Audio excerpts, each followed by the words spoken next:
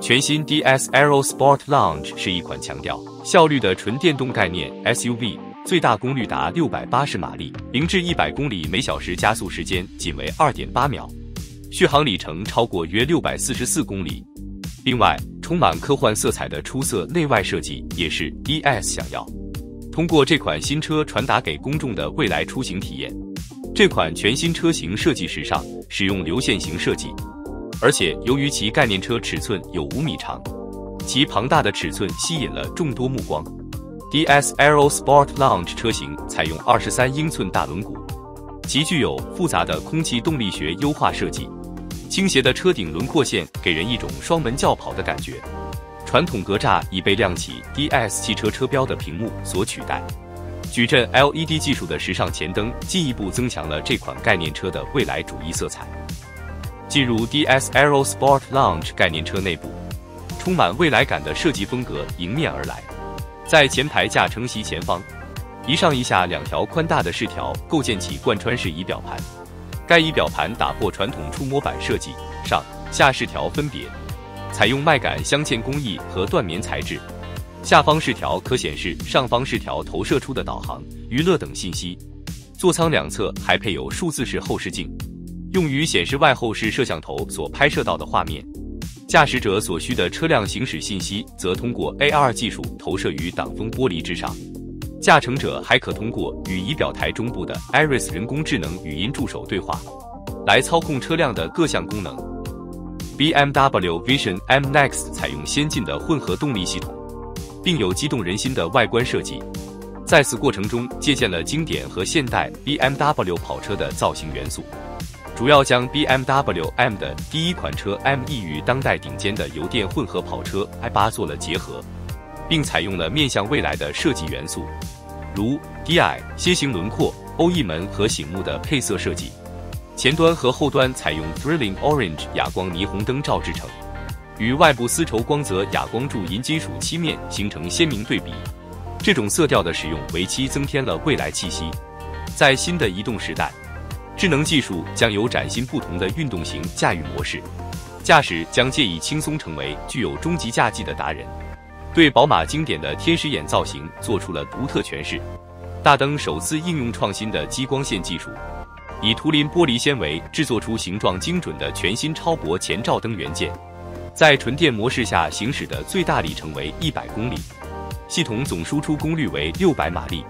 可在3秒内从0加速到时速100公里。Citroën 1919概念车是为庆祝品牌诞生100周年而推出的全新概念车，采用纯电动动力，续航里程可达800公里。新车外观设计受到航空工业启发，乍看很像飞行汽车的造型。该车风挡以及车顶均采取平滑的流线型设计。新车为展示其未来感，车身采用了一些透明的组件，比如在车头部分，透过透明的外壳可以直接看到汽车的前轴部分。车头部位的 LED 灯组设计也极具个性，显示出了悬浮式的效果。车内采用了不同的座椅，包含有沙发、躺椅、传统舒适座椅。车前风挡玻璃整体为 HUD 显示屏，同时在方向盘前方也有一块屏幕，屏幕可以显示行驶、娱乐等所有信息。虽然车配备有方向盘，但在自动驾驶模式下，方向盘会缩回到中控台内部，油门与刹车踏板同样如此，这也为驾驶员提供了更多的空间。动力方面，新车采用纯电动动力系统，系统包含前后双电机，综合功率为462马力，0至100公里每小时加速时间为5秒，最高车速可以达到200公里每小时。Mimic 是俄罗斯设计师 Roman Daltonko 提出了模拟电动超级摩托车的概念，它似乎是从创战记电影中取出来的，以黑色哑光曲线车身为特色，摩托车辅以 LED 灯，为其整体外观增添了完美简约的细节。电动摩托车没有直线的外形，给人一种未来主义的感觉，优雅而圆滑的设计更是锦上添花。你是不是想问它可不可以转弯？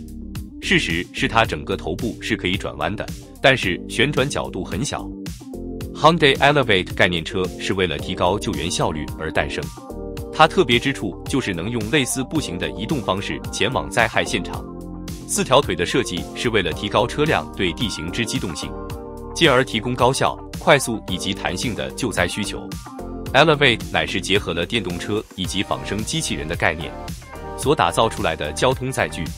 设计初衷就是拥有极高的越野性能，让其得以轻松穿越崎岖地形。外观上拥有4只脚以及一个可变的驾驶舱，就好像一只山羊在严峻的救难现场为人们开路。4只机械脚收起后，则能改为传统的轮子高速行驶在平坦路面上。Elevate 结合了电动车以及仿生机器人的概念所打造出来的交通载具，设计初衷就是拥有极高的越野性能，让其得以轻松穿越崎岖地形。机械腿部末端还有设置传统车轮，而当腿部折叠收起时，就能以车轮来对应一般柏油路面。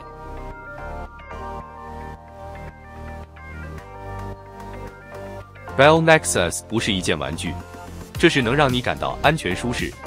愿意带你家人一同乘坐的飞行器。由混动推进系统提供动力，搭载6个涵道式螺旋桨，就好像科幻电影中的炫酷飞行器，可倾斜至水平和垂直方向，以便于起飞、降落和向前飞行。预计将能搭载4到5名乘客，另外可一次性飞行100公里左右，巡航速度可达到241公里每小时。Bell Nexus 是交通和技术与舒适和便利的纽带。Nexus 凭借其独特的飞行体验，实现了长期以来追求快速航空旅行的愿景，能够更好地节省乘客宝贵的时间。Bell 正在积极收集数据，以帮助塑造未来的航空飞行控制系统。来自这些模拟器的数据将用于确定哪些操作和界面对于普通潜在操作员而言是直观的，以及先前的经验和能力对这些意见的贡献。通过最新的技术和软件，城市航空旅行越来越趋于大众性。对于空中出租车来说，关键的最后一步是设计一个飞行控制生态系统，使个人能够安全有效地操作飞行器飞行于城市中。在无人驾驶技术日渐成熟的情况下，未来可能会出现一批无人驾驶的租车服务。德国集团推出的自动驾驶概念车 The Bee， 只需要在 App 上预约，它就会开到你的面前。The Bee 采用了电力驱动，最高时速为60公里每小时，续航里程为350公里，